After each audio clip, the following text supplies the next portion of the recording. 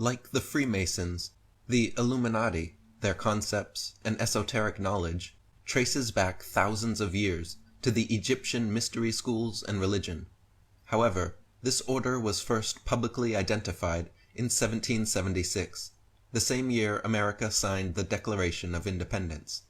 On May 1st, 1776, May Day, Adam Weishaupt, professor of law at Ingolstadt University, officially formed the Bavarian Illuminati. Fritz Springmeier wrote, "The Illuminati is the continuation of the mystery religions of Babylon and Egypt, and the bloodlines of the Illuminati go back to people who at one time lived in Babylon and Egypt." David Icke wrote, "The bloodlines and the Illuminati secret society network through which they manipulate has been the force behind many of the major empires of history. In ancient times, Sumer and Babylon were both headquarters for the Illuminati in the land now called Iraq, and Egypt was also extremely important to them. It was the accounts, texts, and artifacts from Sumer and Babylon that were burned or looted from Iraqi museums in the wake of the American and British invasion. After Babylon, the Illuminati bloodline network moved its headquarters to Rome, and it was during this time that we had the Roman Empire, and the creation of the Roman Church, or institutionalized Christianity. The Roman Catholic Church structure, controlled by the Jesuit secret society, remains at the heart of Illuminati operations. The operational headquarters moved into Northern Europe after the fall of the Roman Empire, and for a period it was based in Amsterdam, the Netherlands. This was when the Dutch began to build their empire through the Dutch East India Company, and they settled South Africa. In 1688, William of Orange, one of the bloodlines, invaded England from the Netherlands and took the throne as William III in 1689. William ruled jointly with Queen Mary and then by himself after her death in 1691. In that year, William signed the charter that created the Bank of England, and the global banking system began to emerge. Banking and manufactured debt has always been one of the main vehicles used by the bloodlines to control humanity. From this time, the bloodlines and their Illuminati secret society network moved their center of operation to London, and what followed, of course, was the great and enormous British Empire. This was not the empire of the British, in truth, but that of the Illuminati bloodlines based in Britain. This expansion of the British and other European empires to all parts of the world exported the bloodlines to every continent, including, most importantly today, North America. Adam Weishaupt's Illuminati was designed to be an organization so elusive, so secretive, as to hide its membership within other secret societies. Weishaupt wrote in his journal that Freemasonry was in fact the organization most fit for infiltration by the Illuminati. Adam Weishaupt wrote, "The great strength of our order lies in its concealment. Let it never appear in any place in its own name, but always covered by another name and another occupation. None is fitter than the 3 lower degrees of Freemasonry. The public is accustomed to it, expects little from it, and therefore takes little notice of it. Next to this, the form of a learned or literary society is best suited to our purpose, and had Freemasonry not existed, this cover would have been employed. And it may be much more than a cover. It may be a powerful engine in our hands. By establishing reading societies and subscription libraries, and taking these under our direction, and supplying them through our labors, we may turn the public mind which way we will. In like manner, we must try to obtain an influence in the military academies. This may be of mighty consequence. The printing houses, booksellers' shops, chapters, and in short, all offices which have any effect, either in forming or in managing, or even in directing the mind of man. Painting and engraving are highly worthy of our care." Weishaupt himself showed little respect for the Brotherhood of Freemasonry, and mocked its structure in his journals. He knew, just as the bloodlines atop the worldwide secret society pyramid know, that the whole hierarchical structure of passing formal degrees is an unnecessary process. If the point is to learn occult subjects and become illumined, then there is no need for degrees, no need to slowly reveal secrets, no need for the rituals, rewards, and regalia. Adam Weishaupt wrote, "Of all the means I know to lead men, the most effectual is a concealed mystery. The hankering of the mind is irresistible, and if once a man has taken into his head that there is a mystery in a thing, it is impossible to get it out, either by argument or experience. And then, we can so change notions by merely changing a word. What more contemptible than fanaticism, but call it enthusiasm? Then add the little word noble, and you may lead him over the world. For their sakes, and to rivet still faster their own fetters, they engage in the most corrupting of all employments. And for what?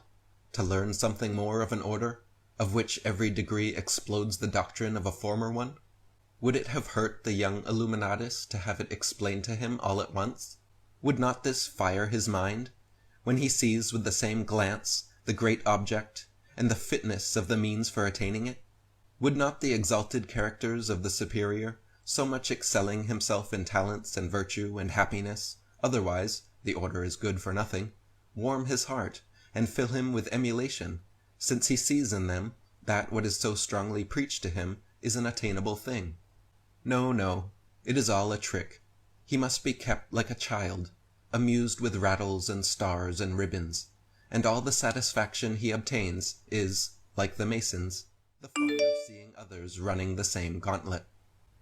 John Robison was a Mason invited to join the Illuminati in the late 18th century.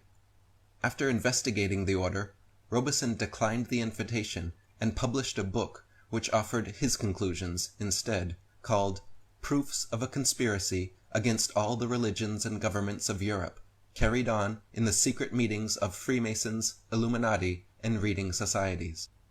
John Robison wrote, "In short, I have found that the covert of a Mason lodge had been employed in every country for venting and propagating sentiments in religion and politics that could not have circulated in public without exposing the author to great danger. I found that this impunity had gradually encouraged men of licentious principles to become more bold, and to teach doctrines subversive of all our notions of morality, of all our confidence in the moral government of the universe, of all our hopes of improvement in a future state of existence, and of all satisfaction and contentment with our present life, so long as we live in a state of civil subordination. I have been able to trace these attempts made through a course of 50 years. I have observed these doctrines gradually diffusing and mixing with all the different systems of Freemasonry, till, at last, an association has been formed for the express purpose of rooting out all the religious establishments and overturning all the existing governments of Europe. I have seen this association exerting itself zealously and systematically, till it has become almost irresistible. And I have seen that the most active leaders in the French Revolution were members of this association, and conducted their first movements according to its principles, and by means of its instructions and assistance, formerly requested and obtained. And lastly, I have seen that this association still exists, still works in secret. The association of which I have been speaking is the Order of Illuminati, abolished in 1786 by the Elector of Bavaria, but revived immediately after, under another name, and in a different form, all over Germany. It was again detected and seemingly broken up, but it had by this time taken so deep root that it still subsists without being detected, and has spread into all the countries of Europe. George Washington himself said, "It was not my intention to doubt that the doctrines of the Illuminati had not spread in the United States. On the contrary, no one is more fully satisfied of this fact than I am." As Robison alluded, the Illuminati was abolished in 1786, but was then revived immediately after under different names. It became increasingly obvious to the good guys of European Freemasonry that even more drastic measures would have to be taken against the Illuminati. In 1794, the Duke of Brunswick, the Grand Master of German Freemasonry, wrote a letter to his brethren recommending the dissolution of the entire organization, due to the fact that it had been infiltrated and was being manipulated by unseen hands. The Duke of Brunswick wrote, "I have been convinced that we, as an order, have come under the power of some very evil occult order. profoundly versed in science, both occult and otherwise, though not infallible, their methods being black magic, that is to say, electromagnetic power, hypnotism, and powerful suggestion. We are convinced that the order is being controlled by some sun order, after the nature of the Illuminati, if not by that order itself. We see our edifice crumbling and covering the ground with ruins. We see the destruction that our hands no longer arrest. A great sect arose, which, taking for its motto the good and the happiness of man, worked in the darkness of the conspiracy to make the happiness of humanity a prey for itself. This sect is known to everyone. Its brothers are known no less than its name. It is they who have undermined the foundations of the order to the point of complete overthrow. It is by them that all humanity has been poisoned and led astray for several generations. They began by casting odium on religion. Their masters had nothing less in view than the thrones of the earth, and the governments of the nations was to be directed by their nocturnal clubs. The misuse of our order has produced all the political and moral troubles with which the world is filled today. We must, from this moment, dissolve the whole order. The Illuminati, just 18 years after its official formation, was so powerful and influential that its infiltration into Masonry caused the Duke of Brunswick to try and, quote, dissolve the whole order. Neither Freemasonry nor the Illuminati were dissolved, however, and their power and influence has only increased in the centuries since. Ralph Epperson wrote, and in 1812, the president at Harvard University, Joseph Willard, retired to preach in Vermont. He took the occasion of his retirement, on July 4th, 1812, to express his concern over the consequences of the then looming war. He said, quote, there is sufficient evidence that a number of societies of the Illuminati have been established in this land. They are doubtless striving to secretly undermine all our ancient institutions, civil and sacred. These societies are clearly leagued with those of the same order in Europe. We live in an alarming period. The enemies of all order are seeking our ruin. Should infidelity generally prevail, our independence would fall, of course. Our republican government would be annihilated. Nessa Webster wrote, the art of Illuminism lay in enlisting dupes as well as adepts, and by encouraging dreams of honest visionaries, or the schemes of fanatics. By flattering the vanity of ambitious egotists, by working on unbalanced brains, or by playing such passions as greed and power to make men of totally divergent aims serve the secret purpose of the sect. People with money were welcomed, but kept oblivious of actual secrets. The purpose is to win power and riches, to undermine secular or religious government, and attain the masters of the world.